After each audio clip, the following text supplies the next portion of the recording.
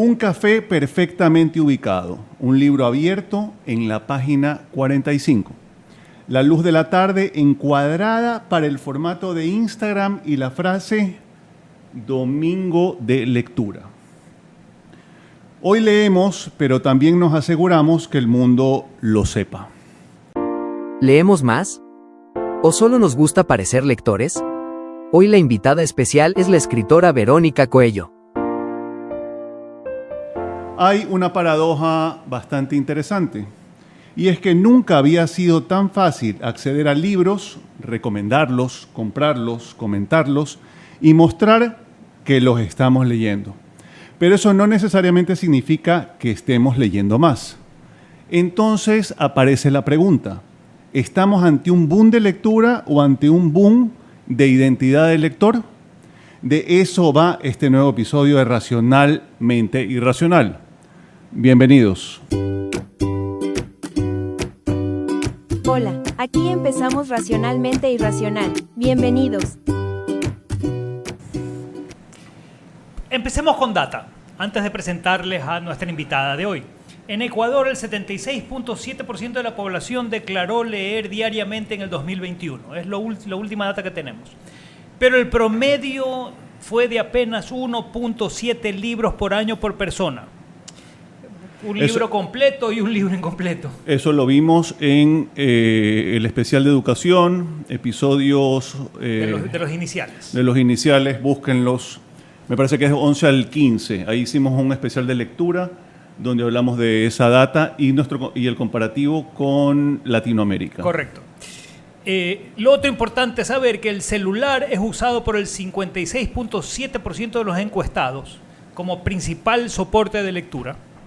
Mientras tanto, la producción editorial ecuatoriana dio un salto espectacular de 1.528 títulos en el 2023 a 7.616 títulos en el 2024.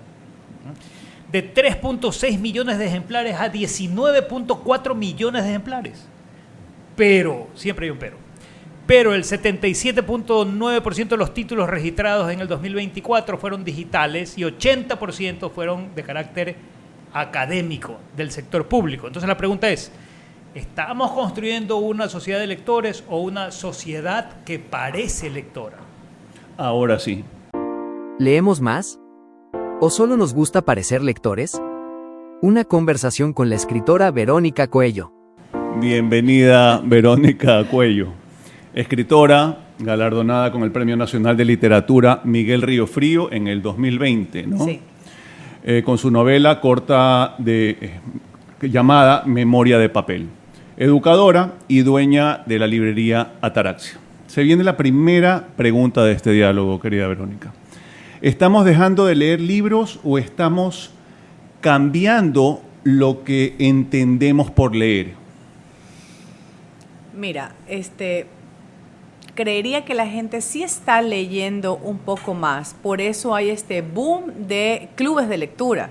Por ejemplo, en un club de lectura lo mínimo que lees es un libro al mes. Entonces, por ejemplo, en mi club de lectura agosto hemos leído 8 libros. Y así muchos, que el mínimo es 1 al mes. Entonces, de leer se lee. ¿Qué es lo que pasa? Que esto implica que tú estás leyendo un libro durante un mes de 300 páginas promedio, en el peor de los casos 150.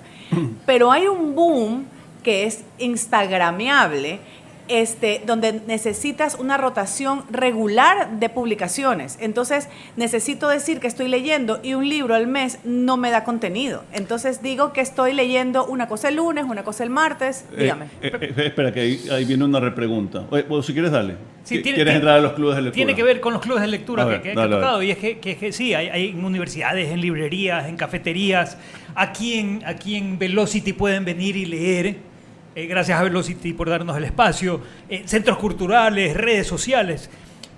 Pero los clubes de lectura no son nuevos. O sea, en Guayaquil data, el primer club data de 1970. Correcto. Por lo menos el que se tiene registro. Exactamente. Entonces, ¿qué es lo nuevo? ¿Cuál es la diferencia con que leer se ha puesto de moda? Okay. Está lindo. Antes, el que leía era el nerd, el aburrido, y teníamos la idea de que el nerd o una persona que estaba todo el tiempo leyendo era aburrida. Y ahí tiene que ver con una serie estadounidense, ustedes deben de conocerla, que es el de Big Bang Theory, que hizo que ser nerd sea divertido, que la gente inteligente es atractiva. No es aburrida. Aquí tenemos nuestra versión de Sheldon Cooper. No lo señalen. No lo señalen. Se volvió atractivo, se volvió interesante estar con gente inteligente, y verse inteligente se empezó a volver instagramiable. A ver, pero vamos al tema instagramiable, porque evidentemente el libro está bien interesante para hacer el post. Ok, pero a ver, si tú empiezas a leer por la razón equivocada, llamémosle razón equivocada entre comillas. Ya, para la pero foto. eso te empieza a inducir probablemente a la lectura. ¿Es válido o no? Todo lo que haga que las personas empiecen a darse un tiempo para leer, para mí es válido. Así sea la motivación por lo más superficial que existiese. Porque hay algo, un detonante que te hace abrir las páginas y te hace empezar a leer. No importa cuál sea. Yo hace unos años atrás, como decía Andrés, los clubes de lectura son un tema muy antiguo. Yo empecé en un club de lectura en el 2012 y me gustó y me fui enganchando. Y en esa época yo era muy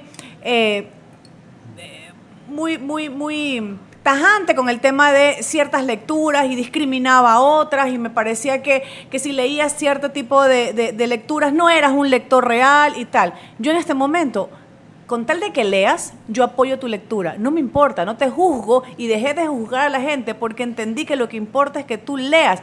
No importa lo que leas. Hay gente que dice que sí importa porque alimenta tu cerebro, ok, pero lo importante es que vas explorando nuevos temas, vas explorando todos los temas. De repente hay personas que desprecian la autoayuda porque les parece que es una bobada, que es una cosa muy superficial. Sin embargo, conozco personas que se han ayudado a salir de un momento puntual con estos libros conocidos como de autoayuda, porque exploras cosas que no te las dice nadie, o que nadie quiere conversarlas porque pueden ser muy... ay, qué pesado empezar a hablar de la depresión o la de tristeza, se vuelve aburrido, pero hay un libro que te habla de ello. Entonces sí te ayuda también. Depende del momento en el que vivas, llega el libro para ti. Para ver este y los demás programas, no olvides suscribirte a nuestro canal de YouTube. Búscalo como Racionalmente Irracional Podcast. Lo importante es que leas, no importa lo que leas. A ver, regresemos un ratito al club de lectura. Ya. El club de lectores se llamaba esta marca que te llegaba un folleto a casa y tú escogías el libro y lo comprabas y demás. Claro, por supuesto. Sí. No sigas diciendo eso porque vas a revelar tu edad. Esta conversación, pero efectivamente era así, lo acabo de recordar. A ver, normalmente la lectura es un tema individual. Es un tema que tú lo realizas cuando... Como una experiencia personal. Sí, cuando estás solo, en solitario. Pero eso es exactamente lo contrario de un club de lectura. Entonces, ahí te planteo una hipótesis. ¿Realmente estamos yendo a un club de lectura porque nos interesa leer o porque estamos buscando una comunidad? Es que te iba a decir una cosa, que un club de lectura, tú haces la lectura en individual en tu casa. El club es la reunión para conversar de esta experiencia que todos tuvimos acerca de la lectura, de la historia, de los personajes. ¿Qué es lo que pasa? Que también hay unos clubes de lectura que han diversificado el concepto de reunirnos a hablar de libro. Entonces se convierte en una tertulia entre gente que llega a convertirse en amigos, porque si tenemos reuniéndonos una vez al mes, durante 1, 2, 3 años, eventualmente vamos a conversar de tu vida, de la mía, de cómo estás y cómo nos sentimos, y eso ya se vuelve una reunión de amigos. Entonces ya hay cosas de picar, ya hay celebraciones, diferentes tipos, y ya no es solamente de libros. He escuchado gente que se ha salido de clubes de lectura porque me decían, Vero, porque los clubes de lectura hay unos que son pagados y otros que no. Entonces, si tú estás pagando una cantidad, por muy ínfima que sea, estás poniendo dinero destinado a esta reunión. Y esta reunión tiene que devolverte algo de lo que tú acabas de invertir. Entonces, si solamente te vas a reunir sobre cómo fue tu vida, la tuya y la mía, para eso nos tomamos un café gratis. ¿Ya? Pero si tú estás pagando, tiene que haber un análisis. ¿Para qué vas a un club de lectura? Primero eso, ¿cuál es la motivación para ir? En mi club de lectura se analiza el libro. Analizamos los personajes, qué espacios, cuál fue la temática, cuál fue la evolución del personaje, por qué hay información del escritor. y hay preguntas disparadoras y tal. Y bueno, como soy escritora, los pongo también a escribir un poco de lo que el libro significó en su vida y así son mis reuniones de club de lectura. Hay otras en las que eventualmente terminan conversando de otros temas relacionados a la vida personal. O sea, cada club de lectura tiene su propia dinámica, pero sí hay el ejercicio individual y solitario. Y luego en la reunión es la conversación de las experiencias alrededor de este libro. Hay una posibilidad menos romántica, ¿no? Y es que los clubes de lectura sean en parte una respuesta a esta incapacidad que tenemos ahora de concentrarnos solos porque necesitamos estar con el estímulo de los videos cortos o de las notificaciones y demás. Es decir, si yo me comprometo contigo a leer un libro hasta este jueves, tengo que cumplir con ese compromiso. Es como me autoimpongo una exigencia. Entonces, ¿será que estos clubes de lectura están generando disciplina? Claro, los ayuda, porque hay una fecha tope, nos tenemos que reunir y usualmente uno escribe en el chat, ¿no? ¿Cómo van? ¿Cómo están? Y tú como lector sientes la presión de, Dios mío, me quedan 2 semanas, voy por la página 20, voy por la página 50. O hay gente que hay... ¿Qué opinan que Ahab ya se enfrentó a Moby Dick? No, nunca les digo, nunca les voy haciendo spoiler, pero por ejemplo, me gusta que han llegado a mi club, a la reunión, ¿no? Y llega una señora y me dice, odié el libro. Lo leí porque te quiero, porque te necesitaba venir aquí y comentar. Lo odié, me pareció espantoso la postura de la protagonista. Y es riquísimo eso, porque si todos nos reunimos a decir que está lindo, tampoco funciona. Entonces es súper interesante cuando llega alguien así, furiosa con el personaje, además que funcionó, quiere decir que es un gran libro, que te despierta a ti una cosa y a ti la otra. ¿Hay un número mínimo de libros para que una persona diga, yo soy lectora? No podría decirte que hay un mínimo. En el momento en que tú eliges de destinar una cantidad de dinero y una cantidad de tiempo para esta actividad, para mí ya lo eres. O sea, si usualmente, si coges un libro de vez en cuando, tal vez no, pero etiquetar a alguien si es lector o no, hay grandes lectores que han tenido unas pausas muy largas de no lectura, por temas personales, por temas emocionales, pero no deja de ser un lector. Hay gente que retoma la lectura, por ejemplo, grandes lectores en la adolescencia. Conozco niños grandes lectores en la adolescencia, pero ¿qué pasa? Cuando llegan a los 14, 15, 16, los intereses varían. Y entonces ponen en pausa esto y luego retoman cuando ya tienen 20, 25 y no dejan de ser lectores. Para mí no creo que se mide por la cantidad de libros que leas, sino por la importancia que sean los libros en tu vida. ¿Qué tan importante es? Por ejemplo, en mi casa yo siempre les digo a mis hijas, yo puedo estar súper apretada económicamente, pero para un libro siempre va a haber. Federico García Lorca, en un momento dado de su vida, no recuerdo el momento exacto, él decía algo así como, si estuviese pasando hambre, pediría en la calle, no pediría dinero en la calle, sino que pediría medio pan y un libro. Es que es verdad, o sea, y mis hijas lo saben, entonces claro, a veces abusan, ¿no? Entonces me llevan a la librería, mami, yo por favor, no. Cada vez están creciendo y cada vez tienen más. Es como la juguetería, la librería. Claro, entonces claro, vamos ahí, todas queremos un libro, pues creo que por eso me puse una librería. Porque... Ya vamos a llegar a eso. Cantidad de lectura no necesariamente es profundidad de lectura.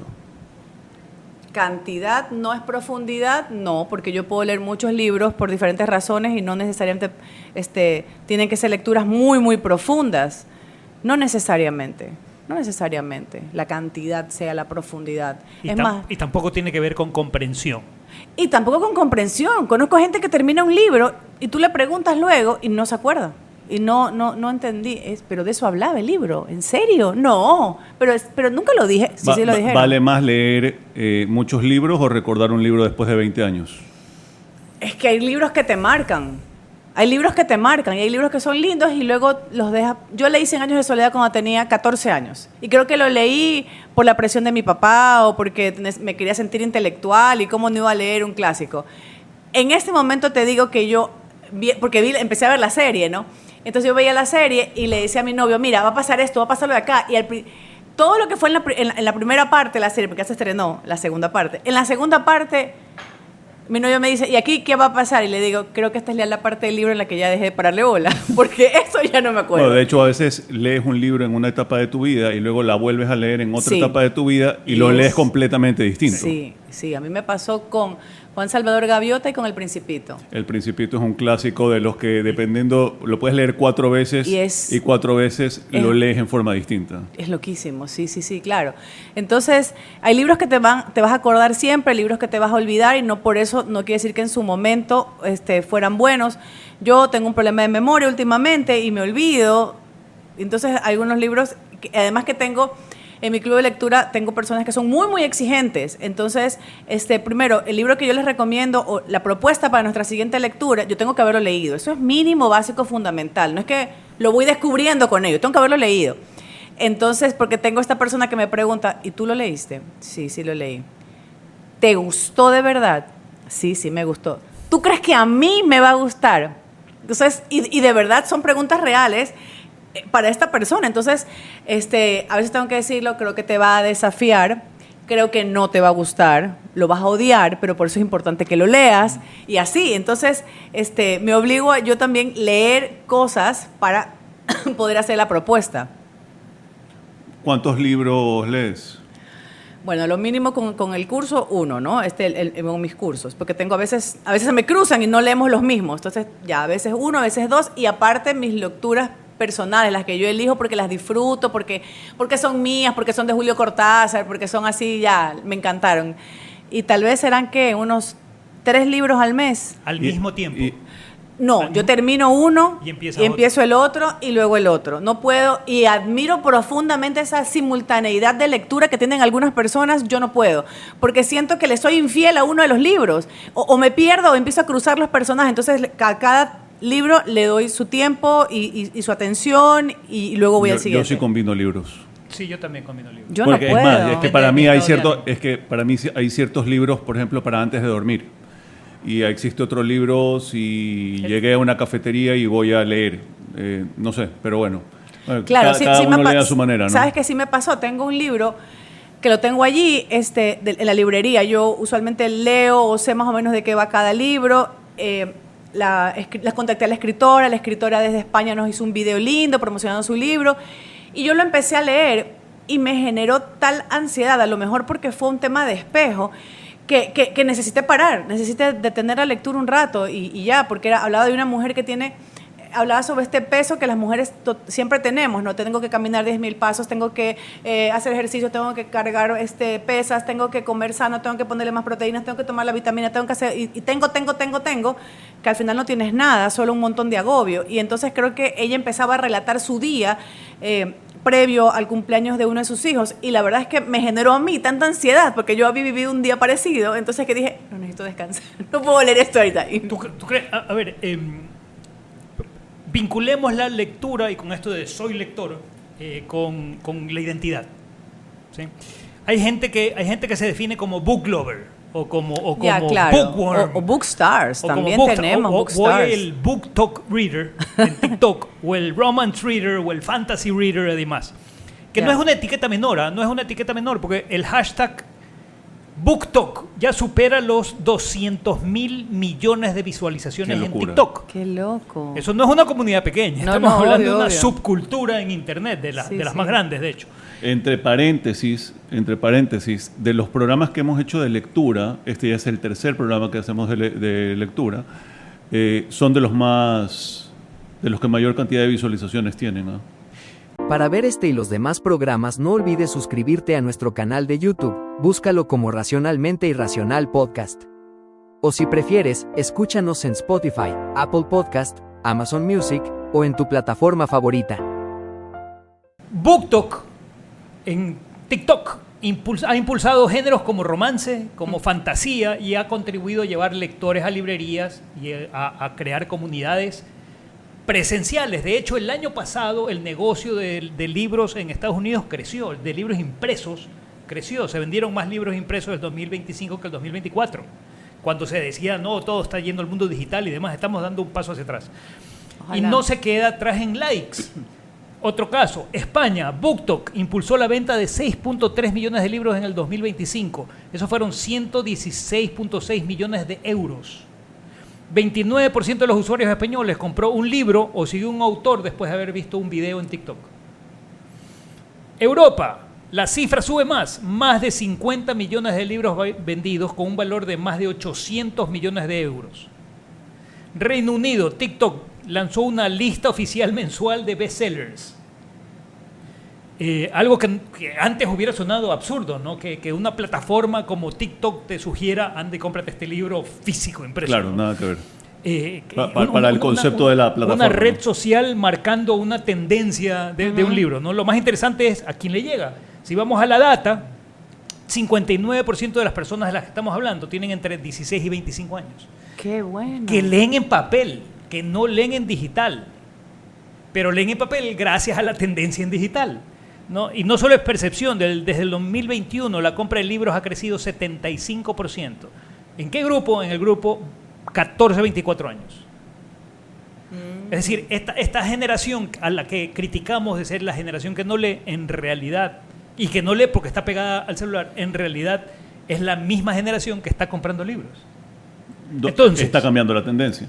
Entonces, la pregunta para Verónica es, ¿las redes sociales están destruyendo el hábito o están paradójicamente salvando el hábito de la lectura? No, yo creo que lo están fomentando porque hay muchísimas cuentas de lectoras, de escritoras, de clubes de lectura que promocionan libros y eso que tú dices es buenísimo. A mí sí me han llegado pedidos de: oye, ¿tienes este libro? Es que lo vi en un TikTok. Oye, es que lo vi en Instagram. O es que sigo una cuenta, síguela tú también, que siempre recomienda libros. Entonces creo que esta es una gran oportunidad que a través de las redes sociales fomentas libros, fomentas la lectura y das muchos temas variados de libros que pues sería como complicado conocerlos así nomás, porque antes ¿cómo nos enterábamos de un libro nuevo? Porque Diario El País sacaba su listado, porque alguien viajaba y se iba a la Feria de España, o porque alguien te lo comentaba. Muy retro. ¿Qué? Todos los viernes don Alberto Borges en Ecuavisa a las 11 de la noche. Muy retro, estoy consciente.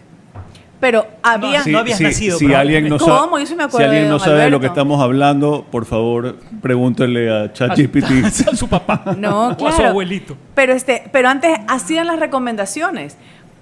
Yo me acuerdo que antes era cuando en el 2012, ¿no? Cuando alguna viajaba a alguna feria de libro, entonces traía, está súper de moda tal libro, o la está rompiendo tal otro libro, o venía con las recomendaciones de esa feria de libro con la lista de los libros. Entonces era, hay que buscarlos, hay que pedirlos, hay que ordenarlos, ya.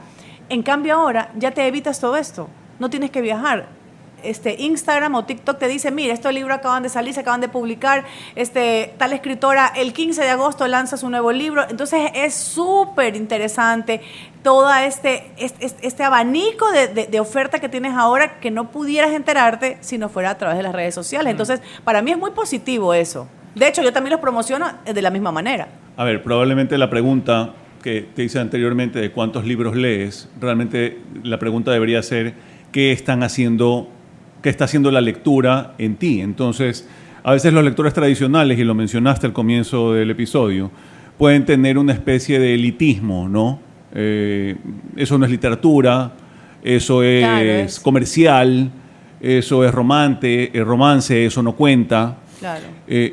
¿Quién decide qué lectura vale? O sea, ¿es mejor que un adolescente lea una novela romántica recomendada por TikTok o que no lea? Yo prefiero que lea la novela romántica recomendada por TikTok o la novela en la que se basó la serie que está viendo o que vea la novela en la que se basó una serie, una novela, una película. Yo prefiero pero 1000 veces que lea, a que no lea nada. Es más, a veces cuando me reúno con padres, me dicen cómo puedo hacer para que mi hijo lea.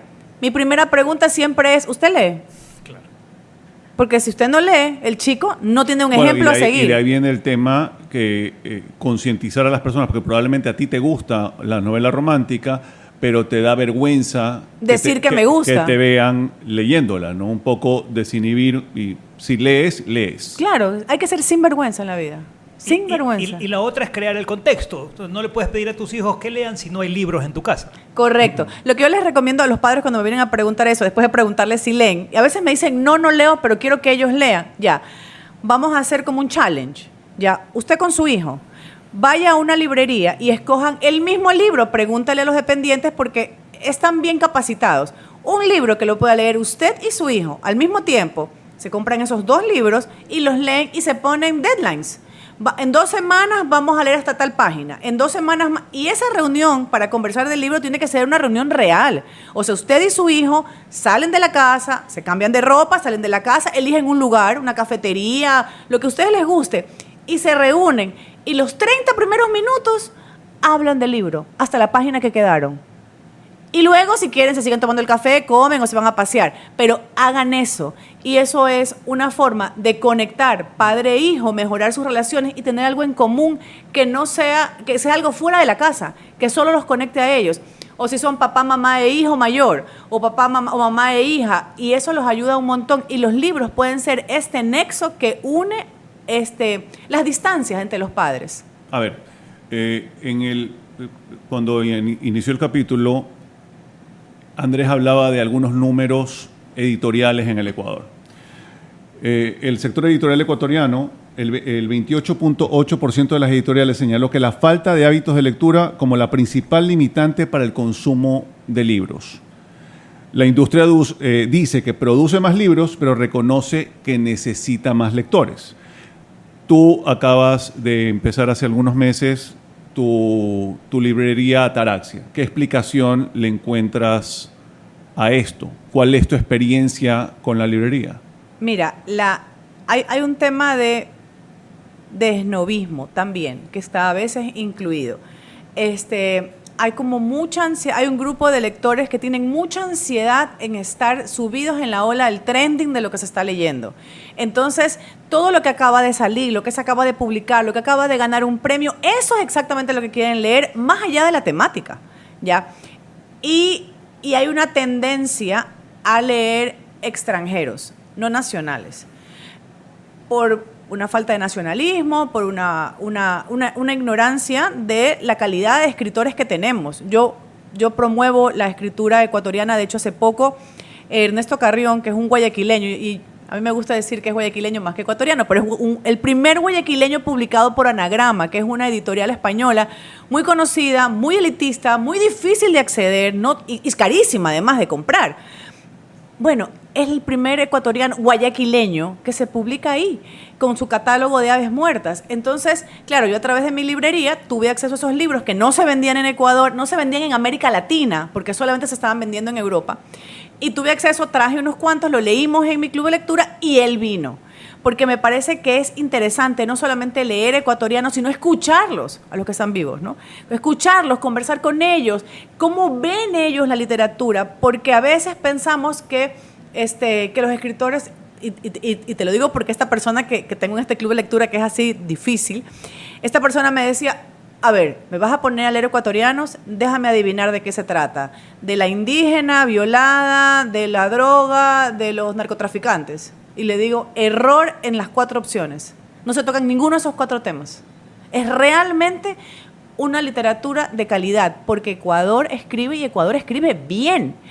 Aquí perdóname la pregunta, pero puede ser un paradigma personalísimo, pero para escribir tienes que leer. Sí. ¿Verdad? Sí. Ok. Me suena paradójico que sostengas que se escribe bien en Ecuador cuando decimos que se lee poco en Ecuador. En Ecuador yo no creo que se lea poco, Andrés. Te lo digo porque las que me compran son ecuatorianas y me compran más allá de las que van en mi club. ¿No crees que es un espacio chiquititito?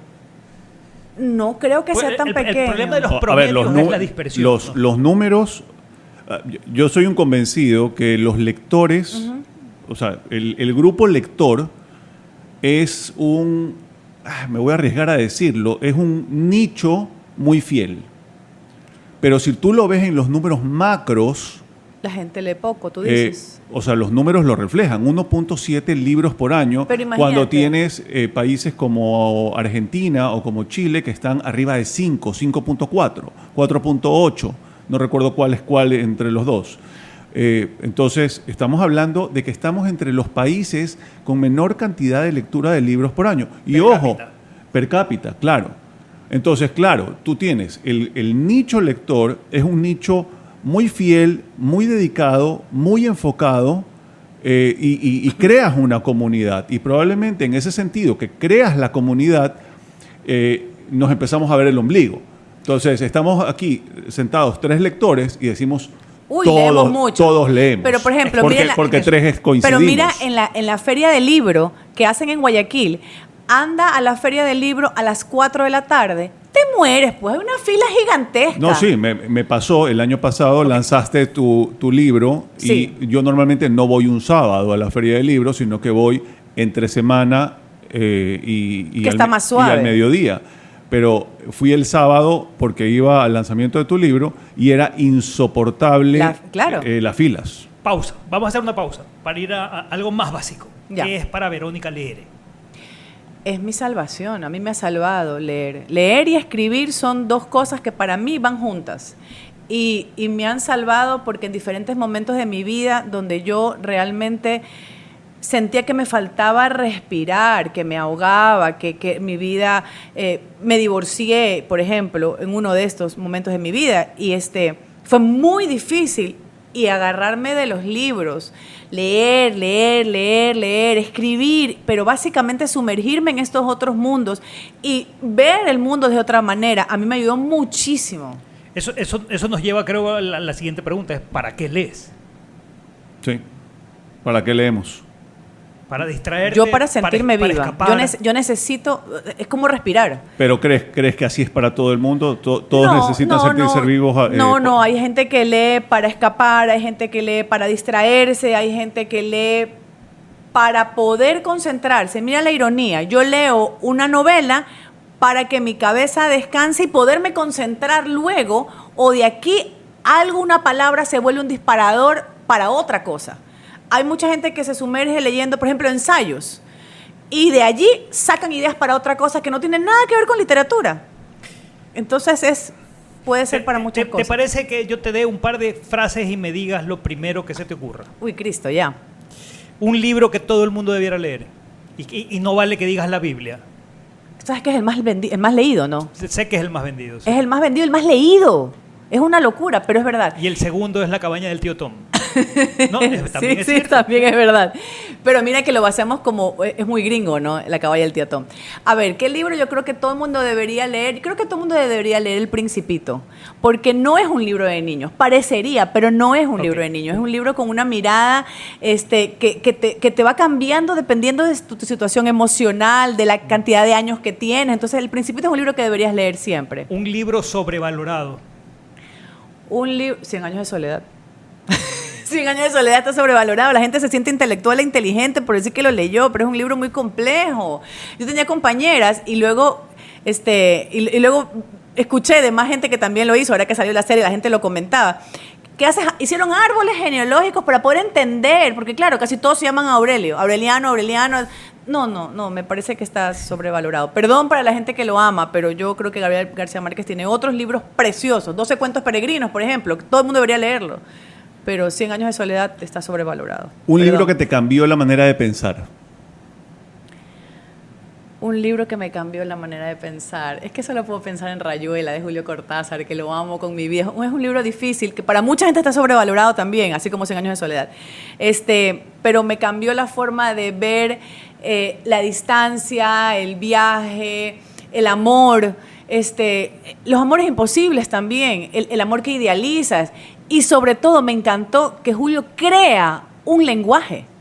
Y se inventa palabras. Hay un capítulo donde se describe una relación sexual, pero todo está en todas las palabras menos las en español, ni en inglés ni nada. Y es un poco lo que tú crees que está pasando. Que si yo lo leo puede ser diferente. ¿Libro físico o electrónico? Físico, necesito leer, tocar, rayar. ¿Tú haces anotaciones al margen? A veces. ¿Crees que se deben hacer anotaciones al margen? Es que lo políticamente correcto es decirte que no, que el libro no se lo raya, no se lo firma, no se lo escribe, no se le doblan las páginas, no se doblan. Pero yo sí creo que necesito rayarlo, porque eso es como parte de... Subrayar, marcar. Subrayar. ¿Y sabes qué? En los libros de segunda mano, adoro cuando encuentro eso, porque es la voz del otro lector. Ya no se trata del autor, se trata de quien lo leyó antes. Exacto, es la voz del otro lector, sí. ¿Ficción o no ficción? ¿Novela o ensayo? Depende del momento. Hay unos ensayos extraordinarios. La civilización del espectáculo de Mario Vargas Llosa es extraordinario y sigue vigente, a pesar de que fue escrito hace un montón de tiempo. Y y novelas también, depende de qué es lo que quieras. Hay novelas y ensayos. Hay muchos ensayos, por ejemplo, interesantísimos actualmente con el tema de la inteligencia artificial, espectaculares. Yo conozco uno de comunicación fantástico, ¿sí? ¿No? Yo también. Buenísimo. La sociedad... Me suena. El relato, la sociedad del relato. Sí. Altamente recomendado. ¿Leer solo o club de lectura? Creo que van de la mano. Podrías hacerlo solo, es un ejercicio de soledad, pero es simpático cuando te reúnes con más gente y a veces descubres cosas de la lectura que no habías visto. Una mirada del personaje, un detalle que se te pasó, que cambia el sentido o la perspectiva. Así que creo que podrían ir combinados. ¿Leer mucho o leer bien? Leer según tu deseo. Borges decía que leer es una forma de ser feliz y a nadie se le puede obligar a que tenga placer. Y yo creo que depende, porque habrá momentos en que tengas muchos libros chiquitos que los puedes leer y te hacen feliz y los entiendes y te gustan y de repente te enfrentas a un libro de 500 páginas y también vale la pena. Entonces es como, depende de tu deseo, de tu necesidad, de tu alegría, de lo que te haga bien. ¿Leer para aprender o para disfrutar? He comprado algunos libros basados en educación porque quiero aprender y para mi trabajo, para mis cosas, y otros que son para placer. Creo que también depende mucho, pero creo que siempre aprendes. Tengo una lectora en mis clubes que solo quiere leer cosas donde aprenda, y a veces me rompo la cabeza porque no en todas las novelas hay un aprendizaje. O sea, me refiero a un aprendizaje de datos, porque a ella le gusta el tema de los datos, de tal. Estuvimos leyendo hace poco un libro que se llama Oxígeno, que claro, te habla de qué pasa cuando empieza a filtrarse el dióxido de carbono, que es la muerte dulce, porque no te das cuenta. Entonces, ahí hay un montón de datos, especialmente en Europa, con las calefacciones, y que habla de que, por ejemplo, en un Airbnb, ¿qué pasa si tú alquilas un Airbnb en Madrid y llegas agotado a las 8 de la noche a dormir y no hay agua caliente? ¿Qué es lo que dices? Que Gil, no revisé eso, ¿no? Y te acuestas a dormir y no pasa nada y te bañas con agua fría, pero puede ser que esté abierto el dióxido de carbono y no te despiertes porque te intoxicas. Entonces hay un montón de datos en ese libro, pero no todos tienen esta cantidad de datos, entonces a veces se los combino y creo que cada libro tiene igual un aprendizaje más allá de un dato real que pueda darse, Es ¿no? un poco creepy ese libro. Es increíble. No digo que no. Es súper chévere. Yo llamé a mi hijo y le dije, ¿tú sí te has revisado la caldera y no sé qué? Revisa los Airbnb. Ok, vamos al cierre. Es divino, es muy bueno. Todavía tenemos una enorme distancia entre tener acceso a los libros y construir un hábito profundo de lectura. Para ver este y los demás programas no olvides suscribirte a nuestro canal de YouTube, búscalo como Racionalmente Irracional Podcast. O si prefieres, escúchanos en Spotify, Apple Podcast, Amazon Music o en tu plataforma favorita. Quizá comenzamos este episodio pensando que el gran problema era descubrir si la gente está leyendo más. Pero probablemente la pregunta es otra, porque leer no es necesariamente una carrera. No existe una medalla para quien termina primero 50 libros. Ni existe una autoridad que determine cuántos libros necesitas leer para llamarte lector. Quizá leer es simplemente mantener abierta la posibilidad de que una idea escrita por otra persona pueda cambiar una idea que tenías en la cabeza. Esto fue Racionalmente Irracional. Nos vemos la próxima semana. Gracias a Verónica por habernos acompañado y haber compartido sus ideas. Gracias a ustedes. Aquí termina Racionalmente Irracional. Gracias por su sintonía. Hasta el próximo episodio.